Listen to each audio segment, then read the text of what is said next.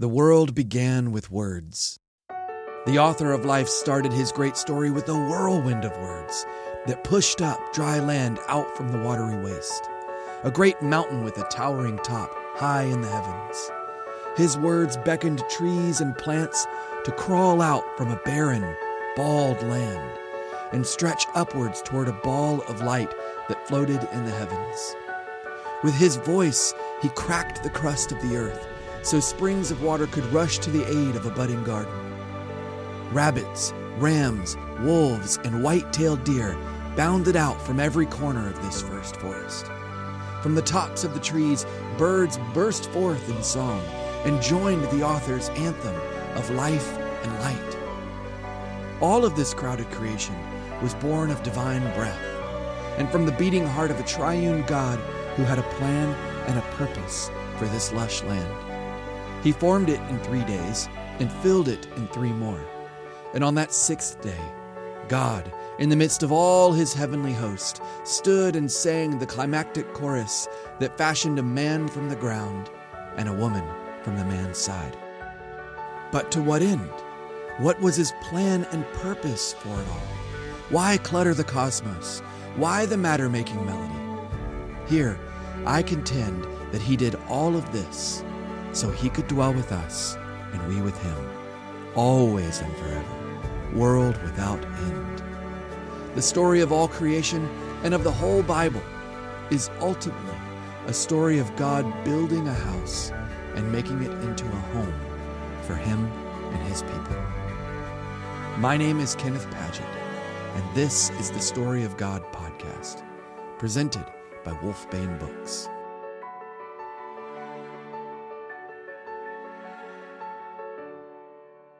Most great stories start a long, long time ago in a land far, far away.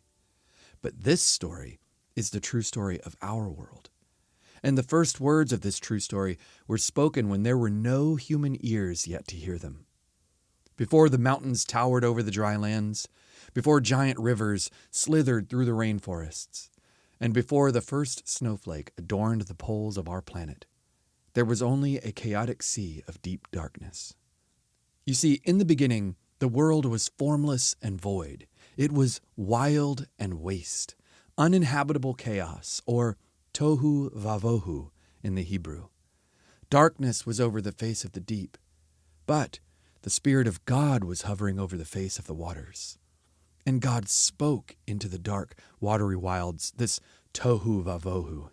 He used words to order it according to his good pleasure. At his decree, light, land, and living things all appeared exactly where God told them to. His words gave form to the wild and function to the waste.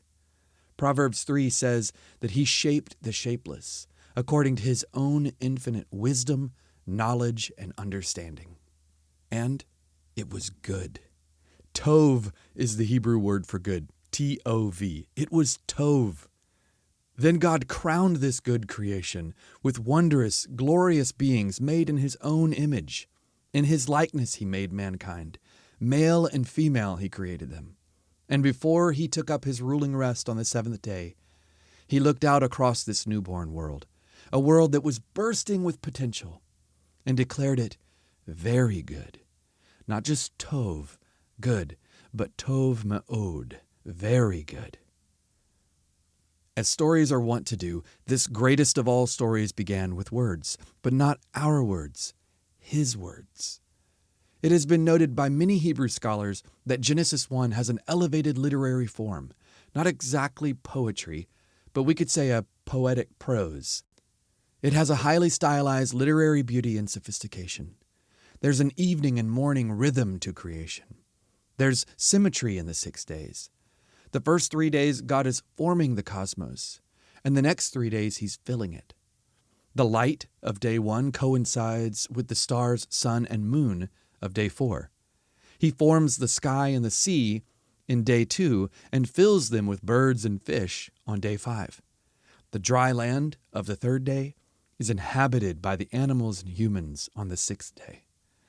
God's world-building work is like a waltz. 1, 2, 3, 1, 2, 3. If you have ears to hear, there's a melody in the making. Speaking of world building, if you're like me, then your imagination has been forever captured by the Chronicles of Narnia and the Lord of the Rings. These epic tales were written by men who had the story of the Bible deep in their bones. So it is no wonder that both worlds, Narnia and Middle-earth, were sung into existence. Let me briefly recount the creation of Narnia from The Magician's Nephew. A boy named Diggory and a young gal named Polly had been called with a few others into a pitch-black world. In the midst of their confusion in this chaotic nothingness, they began to hear music. In the darkness, something was happening at last. A voice had begun to sing. Its lower notes were deep enough to be the voice of the earth herself. There were no words. There was hardly even a tune. But it was, beyond comparison, the most beautiful noise ever heard. And by this song, galaxies lit up the darkness. Then suddenly Aslan, the great lion, began a new song. The lion was pacing to and fro about that empty land and singing a new song. It was softer and more lilting than the song by which he had called up the stars and the sun, a gentle, rippling music. And as he walked and sang, the valley grew green with grass. It spread out from the lion like a pool. It ran up the sides of the little hills like a wave. In a few minutes, it was creeping up the lower slopes of the distant mountains, making that young world every moment softer. The light wind could now be heard, ruffling the grass. Lewis was a man whose imagination was captivated by the story of God. Having Aslan, the Jesus figure in Narnia, sing the world into existence is a brilliant and beautiful parallel to the true story of our world.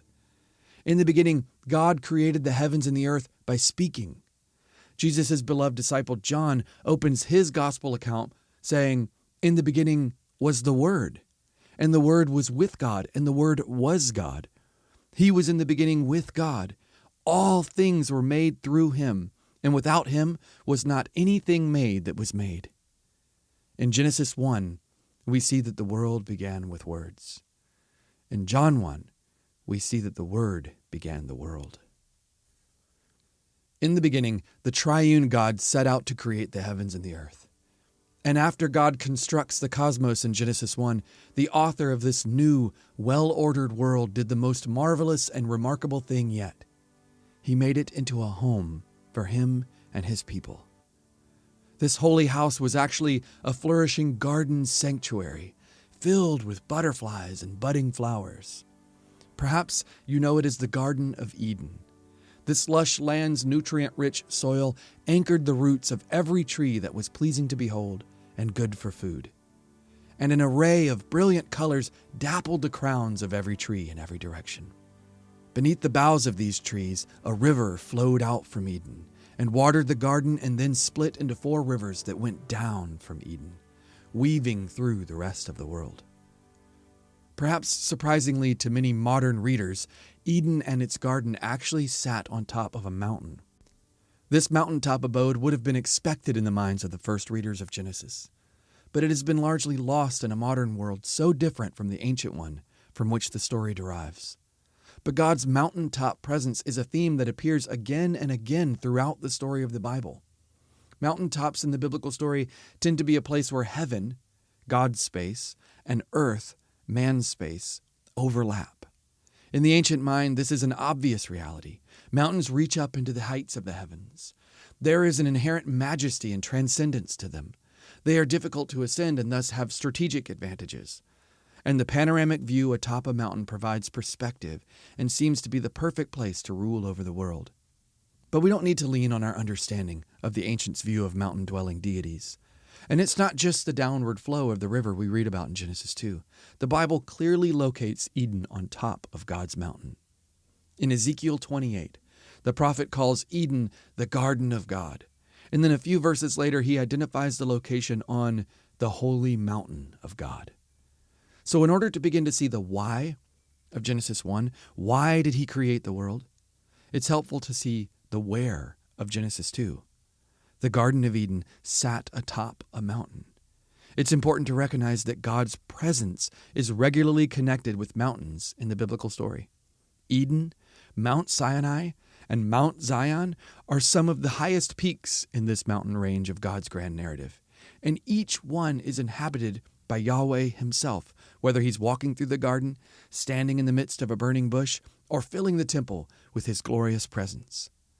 As a side note, this is precisely why the illustrations in our book, The Story of God with Us, are typically depicting landscapes. The biblical story is so layered with meaning that, in many passages, there's even theology happening in the geography. God situated his own space, heaven, and human space, earth, in the same space, on top of a mountain, a bit of earth that reached up into the heavens. In Eden, there is an overlapping and interlocking of God's space and man's space. This mountaintop garden of God was created so that humans could dwell in the presence of God. This was God's good goal in creation. Adam and Eve were placed in God's garden and told to be fruitful. They were to multiply and fill the whole earth with God's goodness. God made humans so they, like the garden itself, could flourish in his presence, sustained and satisfied by his life and light. As we close out this episode, just imagine with me where all of this leads. Adam and Eve flourishing in the presence of God, multiplying and having children in Eden, and their children having children, and their children having children, and so on and so forth. Can you imagine that as the people of God continue to multiply, they cultivate the garden over millennia, expanding its borders over the rest of the world? It's not long before a global garden city begins to come into view. A city with no sin, no tears, and no death. A city filled and flowing with God's life and light. I say again, this is the telos of creation. This is God's good goal for the world that he made. He builds a house in chapter 1 of Genesis and makes it into a home in chapter 2 of Genesis, so that he can dwell with us and we with him, always and forever, world without end. This reality is the foundational reality that binds the whole story of the Bible together. Ultimately, all the wondrous deeds of God found in the Bible and in our lives are all bent toward this end. The origin story of earth and all humanity establishes the paradigm of another Hebrew word, shalom, a state of wholeness and perfect peace as we flourish in the presence of God.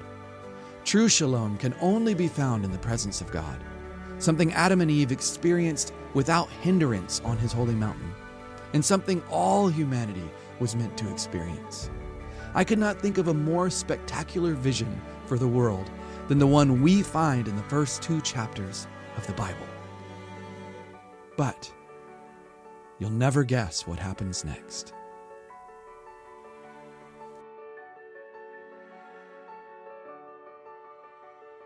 This episode of the Story of God podcast was presented by Wolfbane Books.